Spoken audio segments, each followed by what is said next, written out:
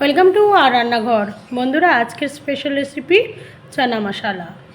সকাল বলুন আর সন্ধ্যা বলুন, এই চানা মশালা চলতেই পারে।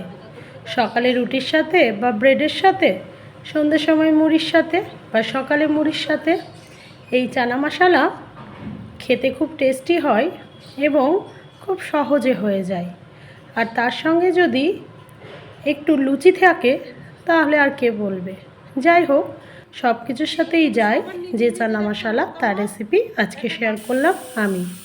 প্রথমে দেখুন, কাবলি ছোলা নিয়েছি, রাত্রে ভিজিয়ে রেখেছিলাম। তার মধ্যে একটা দারচিনি, দুটো এলাচ, সামান্য লবণ আর জল দিয়ে আমি দুটো আলুর টুকরো দিয়ে দিয়েছি। দেওয়ার পর শুধু প্রেসার কুকারের ঢাকনা লাগিয়ে আমি 3টে সিটি দিয়েছি। এরপর ফ্রাইং প্যানে আমি সর্ষের তেল, দুটো শুকনো লঙ্কা আর 1 চামচ গোটা জিরে ফোড়ন দিয়ে তার মধ্যে দিয়ে দিয়েছি 2 চামচ মতো পেঁয়াজ বাটা এবং 1 চামচ আদা বাটা আর 1 চামচ রসুন বাটা। সব কিছু দিয়ে মশলাটা একটু ভালো করে কষিয়ে নিয়েছি।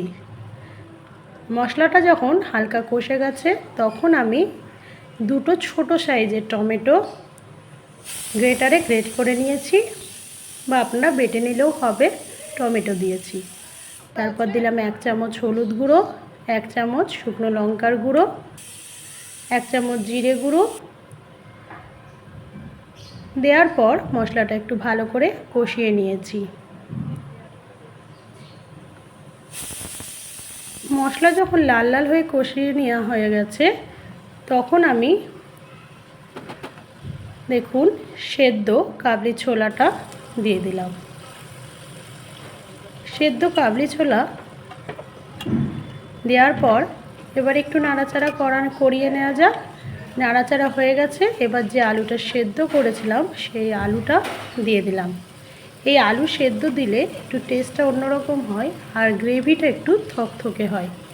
একটু লবণ কম ছিল, তাই আমি আরেকটু লবণ অ্যাড করলাম।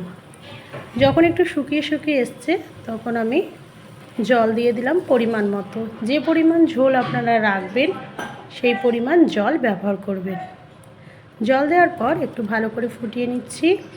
1 চামচ গরম মশলার গুঁড়ো দিলাম আর সামান্য ঘি। নামানোর সময় একটু ঘি গরম মশলার দিলে টেস্টটা একটু আলাদাই হয়ে যায়। এবার ফুটিয়ে নিতে হবে। ফুটিয়ে নিলেই হয়ে আপনার চানা মশলা রেডি হয়ে যাবে। আপনাদের যদি আমার এই রান্নাগুলো ভালো লাগে প্লিজ অন্যদের সাথে শেয়ার করবেন আর আমার সাথে থাকবেন। আমি একটু নামানোর আগে ঢাকা দিয়ে দিয়েছিলাম, তাহলে একটু তেলটা ছেড়ে আসে, দেখতে ভালো লাগে। দেখুন রেডি চানা মশলা। আমি খুব বেশি ঝোল রাখিনি, তবে একটু জল জল রাখলাম, কারণ যখন নামিয়ে রাখবেন তখন এটা একদম শুকিয়ে যাবে, সেই জন্য একটু জল জল রেখেই নামাবেন।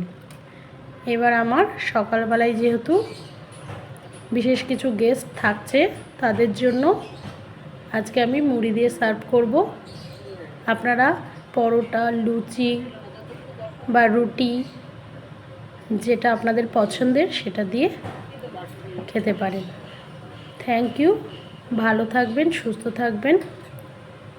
উপর থেকে আমি কিন্তু একটা কাঁচা লঙ্কা আর একটা কিছু স্লাইস পেঁয়াজ দিয়ে দিচ্ছি ভালো লাগার জন্য। Thank you.